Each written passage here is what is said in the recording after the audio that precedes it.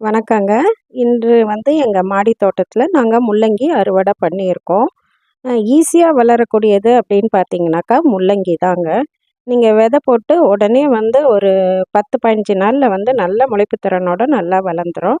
பல சத்துக்கள் முள்ளங்கில இருக்கு. முள்ளங்கிலயும் நம்ம பலவிதமான டிஷ்ஷஸ் செய்யலாம். நீங்க பரோட்டா கூட அதில நல்லபடியா செய்யலாங்க. சப்பாத்தியும் செய்யலாம்.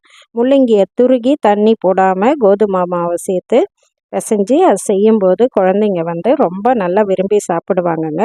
அந்த கீரையும் கண்ணுக்கெல்லாம் ரொம்ப நல்லதுங்க. அதில் நம்ம பொரியல் பண்ணி சாப்பிடும்போது முள்ளங்கியோடைய கீரையால் நம்மளுக்கு கண்ணுக்கு தேவையான சத்துக்கள், விட்டமின் ஏ எல்லாம் நல்லா கிடைக்கிது. எவ்வளோ பெருசா எங்கள் மாடி தோட்டத்தில் எங்களுக்கு கிடைச்சிருக்கு பாருங்கள். நாங்கள் நிறைய பயிரிட்டிருக்கோம். நல்ல முற்றிய 3 முள்ளங்கிங்களை இன்றைக்கி நாங்கள் அறுவடை பண்ணியிருக்கோங்க. அனைவருக்கும் மிக்க நன்றிங்க.